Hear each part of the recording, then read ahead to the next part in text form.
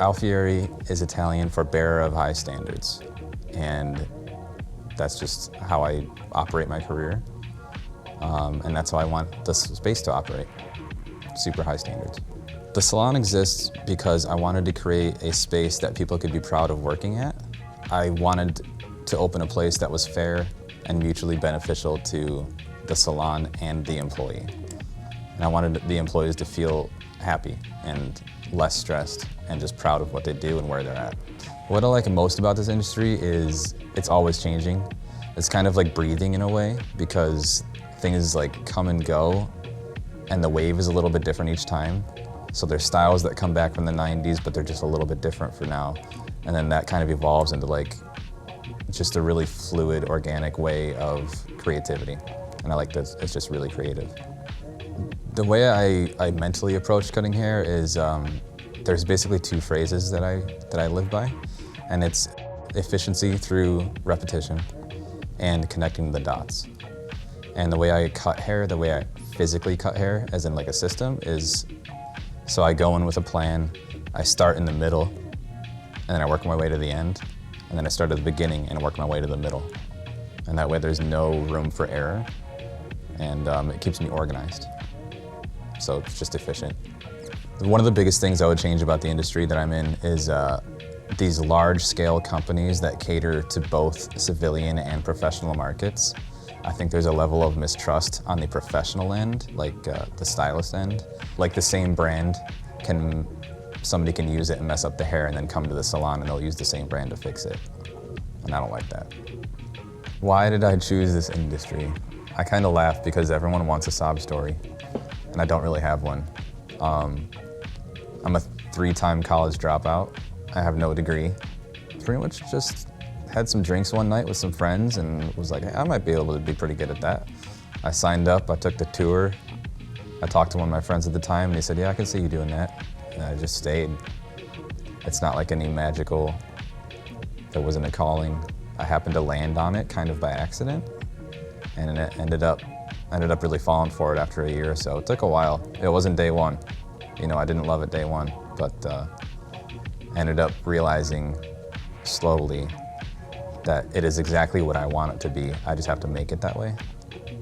So once I realized that and got out of school, and I could realize that like I don't have to do everything. I can do what I want. And then I started doing what I wanted, and here we are.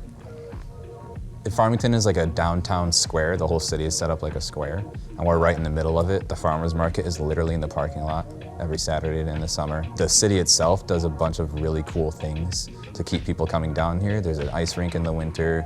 There's a farmer's market, like I mentioned. There's a bunch of Halloween festivals. There's beer festivals. So they really just keep it populated and keep people moving. It's nice, and it's right outside our door. Couldn't ask for any better. How did we settle on this location? We were looking for a lot of specifics. We weren't looking for a lot of space, which is something we didn't think would be a problem. It ended up being that like every space was too big. And then this one we found, it was completely bare bones metal studs, and we really fought for it. We ended up getting the landlord on our side and just kind of really like trying to prove our vision. And realistically, me and my 2 partners coming in here, looking the way we do, I understand why he was apprehensive, but we really wanted it. It's amazing outside, it's downtown, and the square footage was perfect. So we just fought really hard for it. I realized that I wanted to take the leap to open my own salon when I grew stagnant at my previous location. I helped open a men's grooming salon in 2015. Just a couple years after that, I had pretty much peaked at my clientele level. The only thing left to do is raise prices more. I could have, but I didn't think it was fair, and I really wanted to cultivate a bigger change in the industry than just like making more money. I really wanted like a place to call my own that I had control over, and that I could really help people thrive in their industry with. I knew it was going to be a struggle to open my own place. The hardest part for me when I do anything is to get myself to like drive my focus there. So what ended up happening with the COVID-19 and the lockdowns, I had no other choice. And as terrible as that is, it really forced me into this tunnel of it's now or never, because I will never have that opportunity to sit down and do nothing for 89 days straight ever again, probably until I retire. So I decided to take advantage of that. Did every single webinar, seminar, Zoom, whatever I could do to change my mindset from stylist to owner, because I had to do that too. So not only was I creating the salon, I was creating an owner within me. And that was probably the toughest to balance those two and realize that like I can't just be behind the chair anymore. And now I have to manage the entirety of everything around me while cutting hair. 5 years, I'd like to see myself have a little bit more balance between what I like to do in the industry. I like to educate, I still like being behind the chair, and I like to run the salon. Right now it's a lot of time doing hair and running the salon. I'd like to bring in more education, dwindle down my behind the chair time, and get a little bit more life balance. The next step for Alfieri Hair Craft chronologically would be a second location, just to further stretch the impact that this salon can have for the industry, because I really do feel like I cultivate a supportive atmosphere for my stylists. Everyone's happy, and I just want to stretch that out as much as I can. My advice for new professionals coming out now would definitely be stay original. Don't try and copy, don't try and emulate. People see right through that. That's something that's definitely worked for me, is like being original.